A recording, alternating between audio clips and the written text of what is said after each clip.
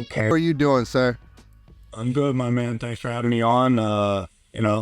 In training camp, getting ready for what's next, and yeah, figure out shoot the shit a little bit.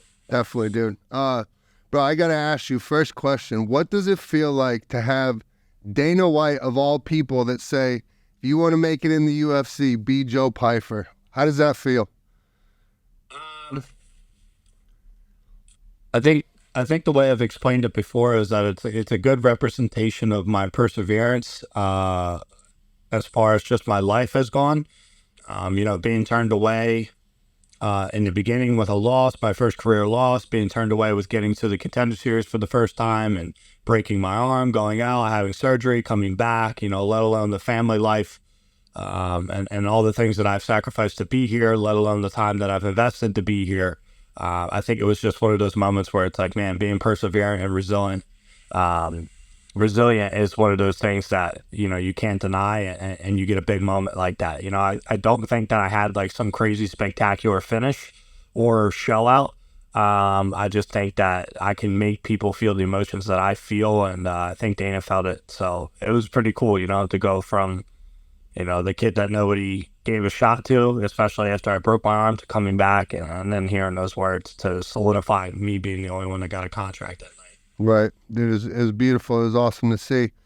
Dude, when I met you last week in Austin for the fights, dude, there was something about standing next to you and getting to talk with you that was much different from any of the other fighters I was standing around. Bro, there was a sense of confidence with you, with the way you were talking and how sure you were, and you could definitely tell you're a dude that's been through some things. When I told you the name of the podcast, you said I remember you saying redemption. I like that, and that's why it stuck out to me too. I'm somebody that shouldn't have made it. Heroin addiction, been to prison, kicked out of the military. I definitely should not be sitting here today, but luckily I've been blessed to make it through that and be able to afford the opportunity to use my experience to help people. So, game recognized game, and I see somebody else that's been through it, dude. It seems like you've had a very wild and crazy journey on your way to becoming a fighter. Are you willing to dive into that a little bit and kind of talk about your upbringing? Yeah, I mean, it's really one of these things about where to start type deal. I started mixed martial arts at 4.5 years old. Started with jujitsu was my foundation. I'm now 27 years old, so I've been doing it for quite some time. And it was one of these things where I didn't want to do it. At first I loved it and I enjoyed it. It was fun until it became, wanting to be the best, like having not even wanting at that point, but having to be the best because of your father's expectations and whatnot. And I'm not a boo-hoo guy about that, but the way that it was taught and the way that it was enforced and the way the discipline was enforced around it was definitely highly abusive. And it was one of those things that you start to resent it, you start to hate it because of somebody else, not the actual sport. So um, I'm one of 5 kids. We're all related blood. Um, and yeah, I mean, my mom and my dad had a very abusive, domestic violent type, marriage and relationship, let alone very abusive towards their children. Predominantly physically, my dad, that man was the best of both worlds, both physically and verbally. So from being cage stomped, hair pulled, ripped down, thrown down, treated like a mini adult by a full-fledged, guy that came from a boxing background. Needless to say, he did some damage, but as I grew older, I stuck with the sport and I didn't let it discourage me. I started finding my own identity, which is kind of bad at first, in the long run. Mm-hmm. It's bad, but I started developing confidence and my own identity and like my own groove through competition and through jiu-jitsu. So that I carried over into high school. I ran away at 16 years old because of the beatings and the abuse, and it kind of transpired from there. But it really depends on what part you want to know. What did you, when you're saying your identity or discovering your identity was a bad thing long term? What did you mean by that? No, I'm not discovering my identity. I'm not one of those guys. I mean, as far as making fighting the sport my whole identity, as Oh, far as gotcha. who I am outside of the sport, this is all I'm good at. This is all I know. And then when you gotta function and talk to people and be a normal human being, you're kind of the oddball out, Right. because you've kind of taken to some form of athlete, and that's it. You don't know how to socialize. I wasn't good at speaking. I was very angry. I was very egotistical. I started forming this like nasty behavior, and this, I guess, I don't want to say loose cannon, but just kind of loose cannon type behavior where I was very just very on edge and very ready to, fight people over the simplest things. That's that young rage, that young anger, that lack of guidance. And, luckily I ran into the right people at the right time that caught me before I could do something bad or maybe make a bad choice that I couldn't come back from type deal. So, yeah, that's what I mean by identity, not making a sport your entire being and being sure who you are as a person, figuring out the things that make you tick and piss you off, make you happy, sad, whatnot. So was very unsure of that at that time. Right. I'm glad you found it in your 20s. It took me damn near my mid 30s before I started figuring that shit out. Before I was forced to. But when you do, man, it's special. And I don't know what it's like being a fighter, but being a soldier in the military, losing my identity there, and then becoming got injured going to Iraq, got hooked on painkillers, led me into heroin, and then all of a sudden your identity is now an addict. And so to go from one to the other, can be pretty earth shattering. And so you come out of it and it's like, all right, who the fuck am I? What am I about? And so luckily through fitness and all that kind of stuff in my life, I've been able to rediscover who I am. And now, to be proud of who I am today. And, I just talked about it earlier with somebody and I'm curious if you feel the same way. I did an interview one time and they asked me if I could go back and tell my younger self something to change, would I do it? What would I tell him to change? And I thought about it long and hard. And I said, I'm sorry for anybody that got hurt along the way, but I wouldn't change a thing because now I understand I had to go through every single thing I did to be who I am today. And I wouldn't change that for anybody. Yeah, I'm in the same boat. I wouldn't change it. I'm not broken by my past, which is why I'm here. If I was broken by my past, maybe I would have a different, view on it. But I really don't think that you should want to go in the past that much. I think you should leave the past as the past and grow from those experiences. That's part of what learning is. And learning is usually fucking up in some regard, failing and losing yourself and coming back, or maybe not even losing yourself, but reaching out to somebody and saying, hey, I'm not happy with myself with this. But change comes from also looking at yourself and understanding that you actually have a problem, or that you actually, you sense that you're a toxic person around other people, or you're making a bad decision. Look, we know right from wrong. That's taught at a very young age, and there's so much available to know what is right and wrong. And even though society accepts a lot of wrongs as normality, you know what's right, you know what's wrong. And there's that gut instinct, there's that natural feeling of like, man, I shouldn't be here, or I don't trust this person, or I don't trust this. And a lot of the times your gut is usually right. So, I wouldn't want to go in the past and change anything. It's taught me a lot. It's made me mature. It's made me, very intelligent as far as who I think is trying to be in my life for a certain particular reason or a gain, or, even just pure friendship. So I think I'm a good judge of character. I think it's taught me a lot. And I wouldn't change it for the world, man. Look at my story. It's unfolded. I couldn't have written a better story for my own career, my own past. So, hey, power to the past. Yeah, let's go. What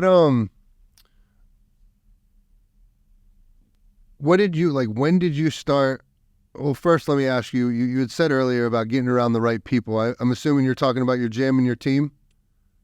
No, starting with high school, man. My high school wrestling coach. That is the whole reason why I'm here and I'm a UFC fighter today. At 16 years old is when I met him, and I just moved states from New Jersey to Pennsylvania.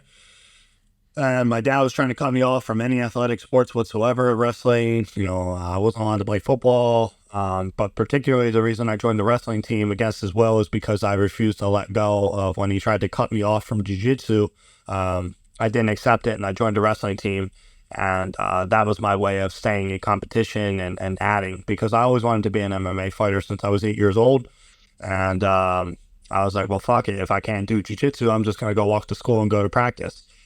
He wouldn't pick me up. He wouldn't take me home. Many of the times it was he was the assistant coach at the time, and he would pick me up in the morning, so I didn't have to walk. And he would drop me off so I could be a part of the team. So this was the same man that was, while I was trying to find a place to live, bringing me food and bread and peanut butter and jelly and things like that, canned soups and whatnot. So that way I could, have a means to an end as far as eating. And, joining the wrestling team, that's where I would get my showers and whatnot. So, and so I wound up moving in with a teammate who took me in. And, so I stayed in, wrestling, and that's who was the first real good male role model that entered my life, that took the reins and said, hey, this is not right. And this is not okay, and this is abuse, and this is very wrong. This is not normal. I hope you understand that. And ever since then, that man was there for me, and he wound up later on down the road. Once I graduated, I had a couple more hardships, and I wanted to quit my job and pursue fighting full time. And he took me in for the next 4 years, from about 8 years old till 24, and or just shy of 24. Those 4 years were a huge stretch of when I got a lot of fights in my career. And I wouldn't be here today without, living rent free for those 4 years to try and pursue this dream. It was very difficult, especially after I broke my arm. Dude, shout out to your coach. What a guy, dude. Will Harmon, baby. Let's go, Will Harmon, dude. Thank you for doing what you did for this man, dude. That's huge. I do work with at-risk youth here in Austin, and I get it, dude. I wish when I was young I had somebody like myself, or somebody to be able to like look up to and be there, be that person. My stepdad stepped into my life at an early age when my father moved away and wasn't around. Thank God for him. Everything I know good about being a man today, I learned from that man. So I definitely know the impact somebody like that can have on you, for sure. When did you start to realize that, like, oh, I got something here? I know you said since 8, you wanted to do that, but when did it start clicking for you where it's like, oh, I'm going to do this? I would say when it was like dial-up speed fucking internet. No shit?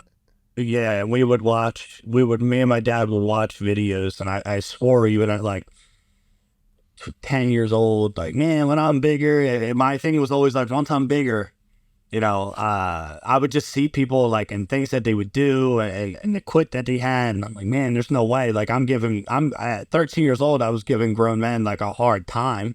15 years old, I was submitting grown men. So, I've always kind of had this deli feeling of, the unexplainable, but the utmost confidence, even through being like beat down constantly. I don't know if it was from just developing that rough, tough attitude, from the way that I was raised. But, I was made fun of almost every single day in my life and put down and shit on. And I think that just builds a certain confidence and a certain character that you can withstand. And you understand that if you put your mind to anything, you're going to be able to do it. It's very cliche, but it's very true. So, but to point a finger on when, I don't know. I feel like it's something I've always kind of had.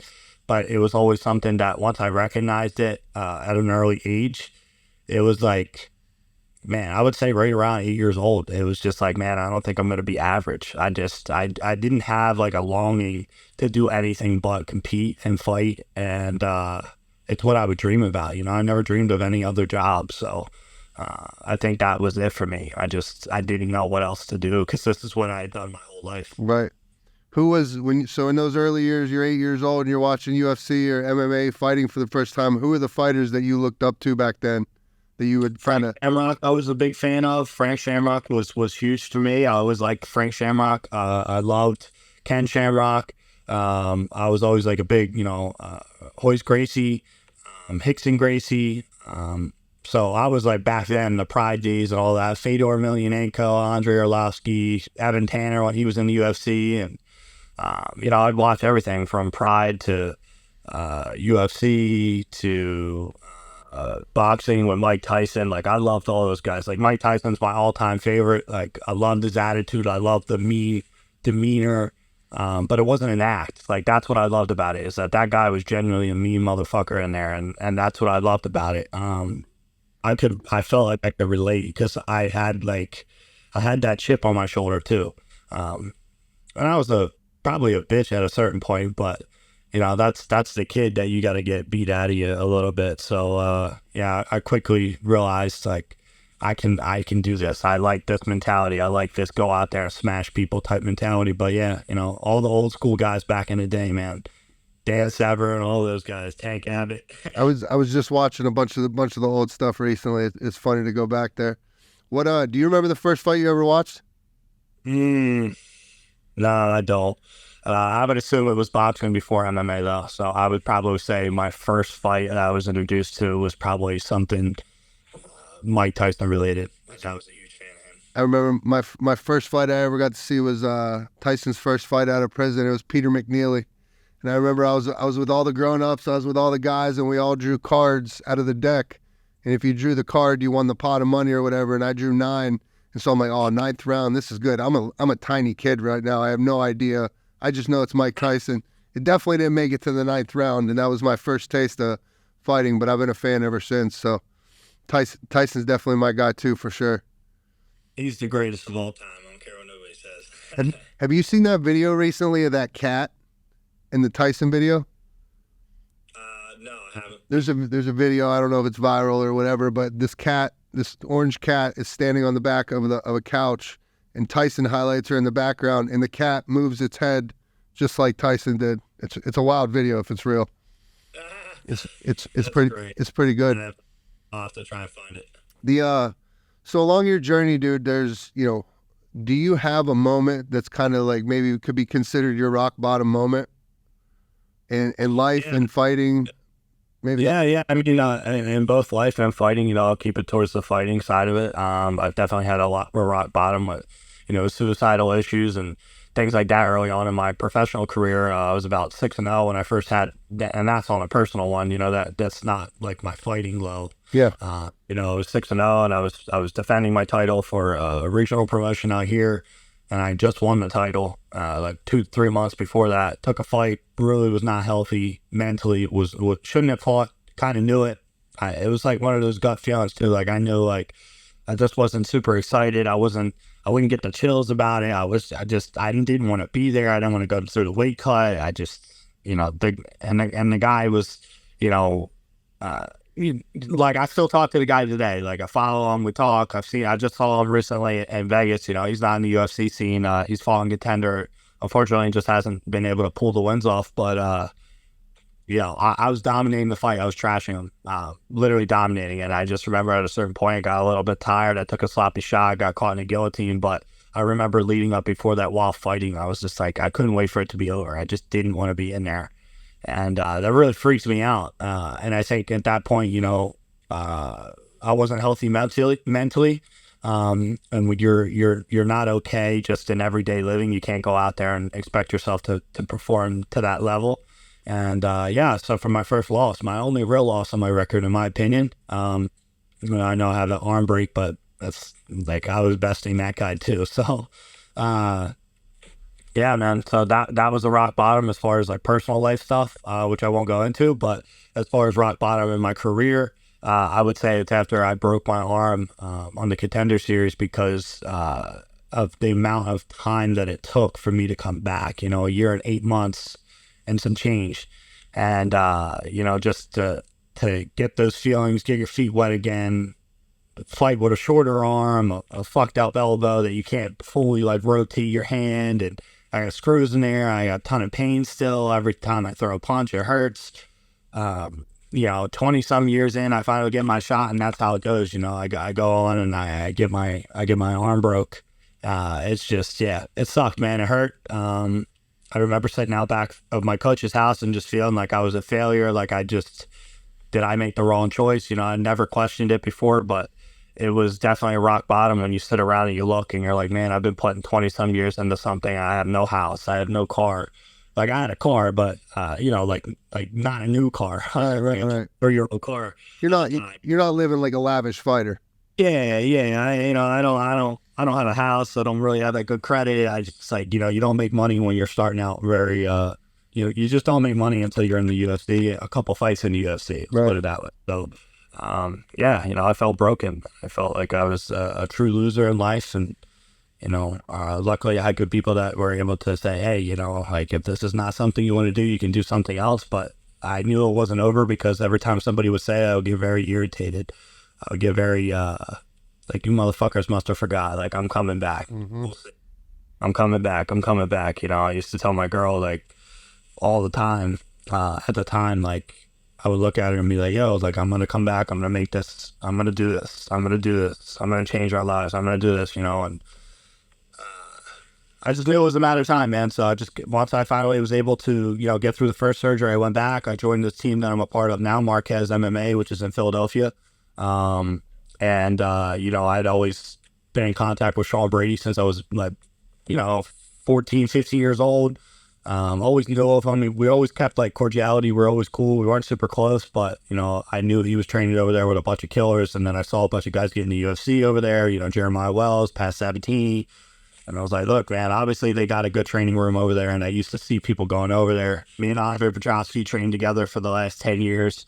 And he finally went over there. And I was obviously out on injury still. And I knew I had to make a switch at some point because I got to my Contender Series fight with no strength and conditioning coach, maybe hitting pads 3 days a week with the COVID shutdown. Didn't really have the money to eat the cleanest. I had my best friends at the time from high school who literally only had wrestling experience and it wasn't like crazy high level wrestling. I had no teammates. Like, it was rough, man. So, but my point was that I made it all the way there with no structure, no developmental skills, no coaching to that level. I had my coach he was actually in my corner for my last fight, Sam Morpeza, who, we've helped each other along the way. But he had a full-time job, 2 kids and a fiance, and it's just really tough, So once I was healthy, I went and I joined Marquez. Unfortunately, I had to get another surgery. I was in crazy pain, still had a torn forearm, still had a bunch of bone fragments and everything. And, did the surgery, got back into, PT, physical therapy, and got back in it. And, sorry about that. No, you go. I get mad calls that irritates me, and I guarantee once I hit the FU button once, like, I get a call again, right? So, but yeah, man. So yeah, I came back after that, finally got into Marquez, got in a routine and got cleared at least, I think, 2 weeks before I made my debut back. And, it was one of the worst nerves that I've ever had, man, besides the second Contender Series fight. But yeah, it all worked out for the best. And I got to realize that it wasn't over and, prove myself right that I have exactly what it takes. And I'm a bad mofo, Right. Bro, that's wild that you made it all the way to the Contender Series with none of that stuff. That's wild. That's why I was so confident too, man. I was like, listen, I see people that train every day and I didn't get that opportunity. I'm like, the second I get that opportunity and I get that structure and I got a real team, I know I can do great things. So that's why I'm here. Let's go. Dude, for somebody that doesn't know, if you can put it into words, what is a weight cut like for you? Yeah, it's rough. Like right now I'm like 220. Obviously I have a fight in February and, I'm going to obviously be cutting, a decent amount of weight, 30 pounds roughly, and a little bit more than that, but, maybe like 31 pounds, at most. But either way, like I'll lose at least like 11 to 12 pounds throughout the camp. Mm-hmm. And the rest is really, trying to cut out, suck the water out of my body. So, I'll probably get out the fight week about 207-ish. And, we'll make the last 22 and a half pounds all water and, do it carefully. But it's definitely a hard weight cut for me. I'm a big boy now and I've filled out pretty good. I'm not as heavy as I used to be because I just gotten, an injury that I had to like let heal for a little bit, but then they offered this opportunity. So I can't say that I'm 100%, but I'm close to 100%, and I'm happy with the opportunity that presents itself, and I believe in myself. You know what I mean? At the end of the day, unless my arm's falling the fuck off, I think I'm gonna whoop this guy. And but the weight cuts are definitely tough, man. There's nothing easy about cutting weight, especially when you're doing it right. Right. And you're just making the weight class. So I think in a couple of years, maybe 205s in the future, but that time is not now. Right. Yeah, dude, I see what some fighters go through. I'm obviously not firsthand, but I see what they go through on weight cut, and that shit just does not look fun at all. That's definitely not the glorious part of fighting, I imagine. Yeah, no, it's definitely not. It's a very disciplined part of it, and it's the make or break at stages. Weight cut can really determine how you rehydrate, how you come back the next day, the following night to fight. And I think people don't understand that this is very tough, especially if you're inexperienced. You know, to be honest, I'm very shocked at how some people cut their weight. I think a lot of people need to be a lot more educated in doing it. But you know, it's not my job to sit there and help everybody. Yeah, you don't want to help them out. If you're in my weight class and you don't cut weight right, that's good for me. I don't give a fuck. I'm gonna whoop your ass. So, yeah, I mean, obviously, you've even seen the guy Alex Pereira, big guy. You know, everybody's always talking about how big he is and all this bullshit. And I'm sure he's got a tough weight cut. And you know, look at him, he had to move up. So it's definitely not easy on us. It's not easy on our bodies, and we'll probably be fucked up as we're older. But you only live once, right? Yeah, that's what I'm saying.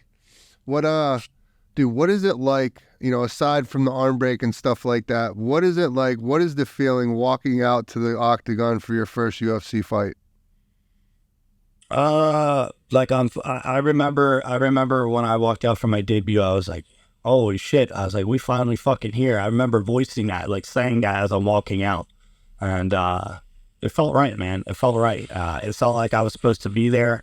And I was happy to be there. I wanted to be there. You know, I'd figured out a lot about myself mentally. But yeah, you know, I knew I wanted to be there. I knew the time was right. I knew every time that I was hurt that it was going to pay off and it was going to lead to a big moment like it did. And yeah, I just remember walking and being like, oh shit, like I'm finally fucking here. I finally did it. Now let's see what we can do.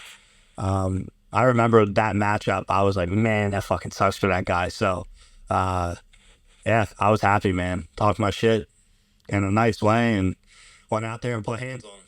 Are you a talker during the fight or no? I mean, every time I've dropped somebody, I say some shit to them. I don't really know.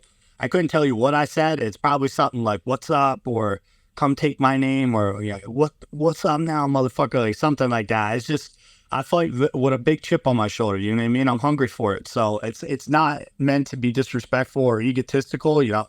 Maybe it is ego too, but you know, I'm fucking fighting somebody. I'm not playing, you know, phone wrestling here. So yeah, I mean, I get like sometimes I'll like, you know, somebody, if I catch on to like somebody's trying to do something to me constantly, you know, I'll give them like a head nod, like, hey, go ahead, throw it, like. So yeah, I don't know yet. I don't know. I'm not really a talker in the fight, I guess I should say, because I can't remember too many moments. But when I hit people, like I know there's been this misconception in UFC that, like when I knocked out the guy Gerald Mearshart, I kind of waited. When I dropped Ozzy Diaz in my contender win, I kind of waited. When I dropped the guy on my debut, I kind of waited. But it wasn't hesitation. It was punking him, like standing over him, like, yeah, fucker, like, you know, I got you, like, that's it. And it's not, there's no hesitation with me, man. So I like clean knockouts, and I like letting somebody know, like, I took you out, like, you felt me. So yeah, I mean, so no, I don't really think I'm a talker. But there's one fight, I forget who you were fighting, but you did that, you hesitated, and it was almost like you didn't hesitate, but you did what you're saying, where you just kind of punked him, and then the ref should have clearly stopped it, and you popped him one more time where he was on the ground, and then he was out for sure. I can't. Yeah, that was my debut for sure. Okay, he was wearing yellow shorts. Yeah, that was my debut. Yep. Yeah, he was the one. I said something to him. I don't remember what it was. I couldn't tell you. It's just sometimes I'm in a certain mode, man. I don't black out or anything like that corny crap, but I definitely am very high on emotion, especially when I drop somebody. I know how hard I punch and how hard I hit. So I know that when I drop somebody, I drop somebody. Right. So even if you get up, like, bring it. I know you're hurting. Right. So I do damage, and I do big damage. That's my thing. So good shit, dude. You said, you know, you just said something about, you know, everything you do with a chip on your shoulder, and I've said that on this podcast probably 100 times.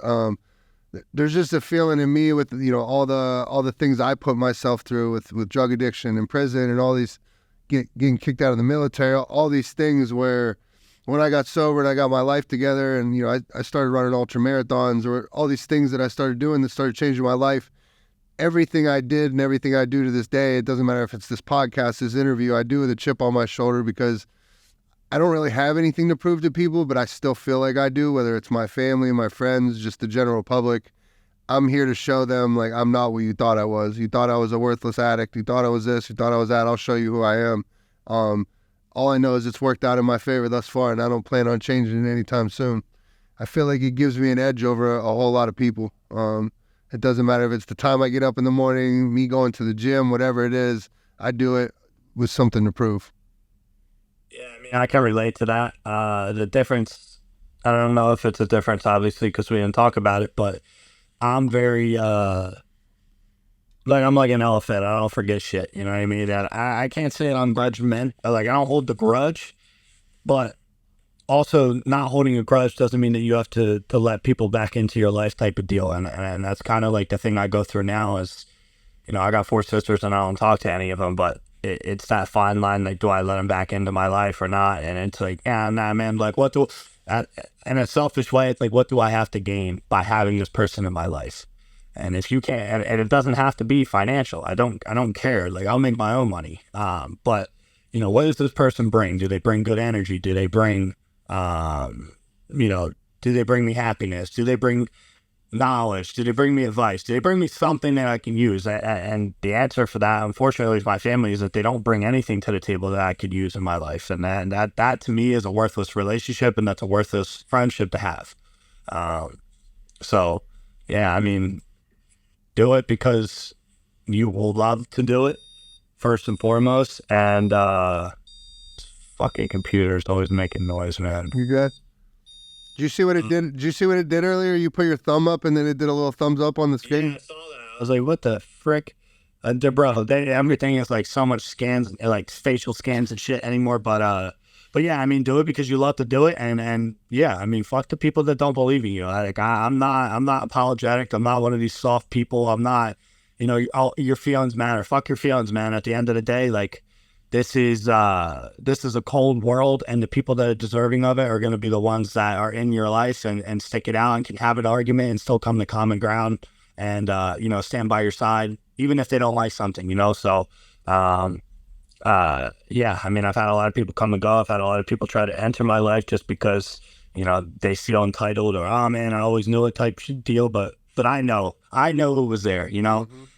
They can play that all they want. They can share my pictures. They can share, sure, do whatever you want. But there's very few people. I have a very, very small circle as far as people that I trust and that I care about. And I like it that way. So Yep.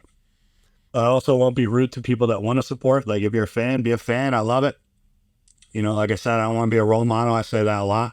And I want to be an inspiration, you know, for the younger generation. Like, hey, be perseverant, be resilient, you know, have a ton of self-belief, and who cares what anybody else has to say? Go out there and prove it wrong. If you think this is what you're the best at, then do it. I don't do anything to take second place either. So Damn right. Damn right. this podcast ain't meant to be second place. My fight career, I'm not fucking coming to be top 10 or what. I'm coming to be number 1. Right. I don't do be second place. I don't even play video games to be fucking second place, bro. There's nothing in my life. If we're gonna race, if we're gonna do lifting, if we're gonna do anything, I'm not doing anything to be second place. I hear you. What? How much lifting? Like, obviously you talked about strength and conditioning, but like on a yearly basis, I'm sure every fighter's different. How much weights do y'all actually do? Because boy, because you cut up as a motherfucker up in that ring, dude. Yeah, I mean, it really depends on the fighter, obviously. But me, I like to be powerful. I like to be explosive. I think it's something like I have skills, right? I have boxing skills. I have wrestling, and I'm well rounded. That's what these fuckers don't get either. Is I'm good at everything. I'm not the best at everything, but I'm good at everything. I can't really say that I have a weak area. I'm very good at jiu-jitsu. I go with very high level, you know, jiu-jitsu players too. I'm good, obviously, at boxing. I'm good at kickboxing. You know, I'm pretty solid everywhere. But you know, I like to try and become better as an athlete with, you know, footwork drills and explosive drills and squatting. You know, one thing I didn't have when I came into the UFC was a very big like muscle on my frame. I had a big frame, but I didn't have that much muscle because I hadn't had a chance after having the surgeries and the 2 comeback fights. You know, they were kind of like, these positions where I couldn't say no type of deal. Him, I wanted to jump through that window that is very, very small to get into the UFC. So I also think things are like really big on timing.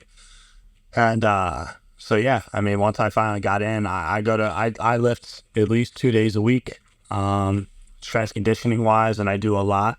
And those 2 lifts 2 days a week, and sometimes I do 3. It really depends. When I'm out of season, I'll do 4 because I like to get bigger. I like to look full. Yeah. Yeah, I mean, I kind of get like body dysmorphia, but when I'm doing all this cardio shit and all these, sled pulls and fucking farmers walks and all this shit, dude, I do everything. But it's more or less functional movement to answer your question than it is traditional lifting. I never want to kind of do traditional lifting. It's not really something that's helpful for what I do. So, yeah, a lot of explosive dynamic, like speed, like fast sprint type shit. And yeah, I get pretty cut too because of the weight. That's what I'm saying, bro. You're diced up in there. Yeah. I'm definitely a big middleweight when I get in there. That's for sure. Right. But it's 5 rounds, so I might be a little smaller this time, just so that way I don't have so much muscle on me. Some endurance. Yeah, I got endurance. Don't worry, but I gotta make sure that in case I can't put him away, type of deal, because he is tough. That I could beat his ass for 5 rounds instead of just the first 3. Hermansson, right? Is that how you say his last name? Jack Hermansson. What date y'all's fight? February 10th. And it's where? UFC Fight Night in Las Vegas, I believe, the Apex. Okay. And you've fought there before, huh? Yeah, I fought there 3 times. I fought Ozzy Diaz there. I fought my debut there, and I fought my most recent fight against Al Hassan there. And have you fought outside of the Apex? Yeah, I fought in Miami at the Miami-Dade Center. So I fought 1 time in front of a crowd. Hey, that's what. I don't, bro. And that's the other thing. I don't stress about that shit. I don't care if there's 10 million people, if there's 0 people there. I like the Apex because I get to hear my shots when I throw them, and I can hear them breathing. I can hear them wince from the shots. So I'm really big on that. And I'm like, I don't know. There's something about the Apex so far that I've just been honed in, and yeah, I do well there, man. I do work, so it's good. That's even better for you. It's almost a home field game for you. Yeah, and I think that's why this fight has been put together the way it has. I don't think Jack, like, obviously Jack doesn't live here in this country that I know of, and yeah, I mean, this is gonna be my 4th fight there. They're relatively in a year and a half, so I think the home field advantage is for me. What would you say? This is kind of a fun question. What is your ultimate walkout song? If you had to pick one, you're fighting for the title. What's the walkout song? Mine changes daily. Yeah, mine changes a lot too, but it's between 2. The song that I've walked out to the most is called "Last Breath" by Future, and the song that I could see myself doing that to would probably be "No Easy Way Out" by Robert Trepper from the Rocky IV movie. Okay. So classic. Yeah, it brings me, it's not some crazy like thumper type deal, but to me it's very like where Rocky's like reminiscing on his life, and Paolo died and he gets killed by Drago, and he's just he's driving a Lamborghini. I'm real big in the car, so I often think back to that movie because that's how I kind of reflect. Like I'll go take a drive in one of my cars and whatnot, and bump music, and then just kind of reflect and think about things and where I want to be, where I've been, where I came from, and that song strikes a strong emotion out of me, and I think that's what I base my walkout songs off of. Whatever brings that killer instinct out, that chills, whatever brings me them chills and brings me that hard emotional moment. That's what I walk out to. So I think it would probably be "No Easy Way Out." Okay, good shit. When we're speaking a matter of fact here. So in the near future, when you do win the title, and you start getting that big UFC payday, what is the dream car you're gonna buy? Dodge Viper ACR 2017. Oh, he knew it. He knew it. He had it.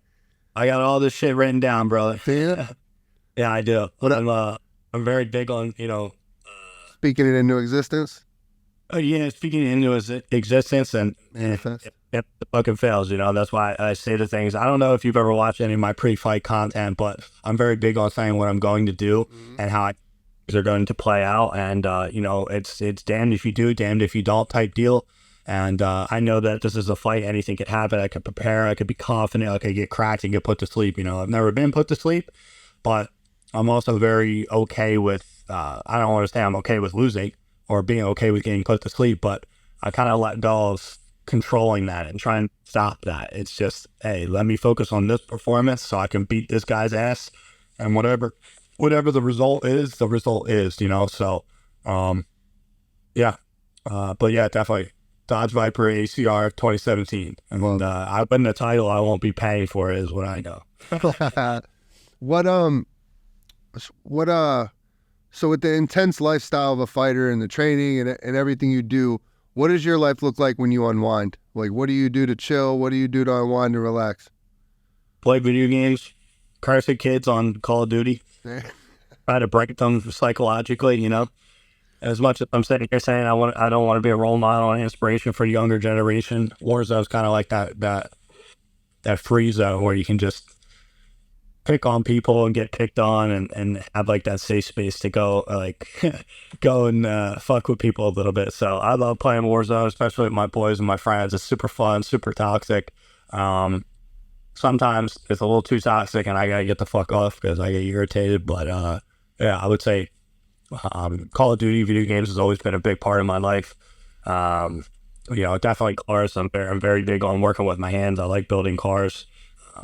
My problem has always been having the money to do so. Right. Now I'm running into money, obviously, a little bit as I continue to have success in my career. So I would say video games and cars. And I also like to travel. You know what I mean? When I say travel, like go out on hikes or, you know, try to go explore something new. It's not as often as I would like because I'm always training or I'm always getting ready for something. So I get kind of stuck in this mode where it's like there's no exception. I gotta be home either resting, recovering, or training, and that's kind of the only thing I'll do until February. But yeah, traveling, cars, and video games. Good shit. So when I was young, obviously, like we were playing Madden and stuff like that, but there was no online. But the level of shit talk of these kids nowadays is next level on there. My little brother plays and I'd hop. Weaker now. It's weaker? It's weaker now, man. Yeah. I don't know. They say worse like fucked up shit.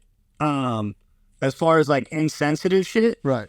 But it's weaker. Like you can't make fun of anybody for anything these days. You know, you got fucking chat ban now. It's terrible, man. It's like, oh, come on, dude. Like you're gonna censor everything. It's like freedom of speech really ain't a thing, man. Because you say the wrong thing on there, you're chat ban and nobody can hear you.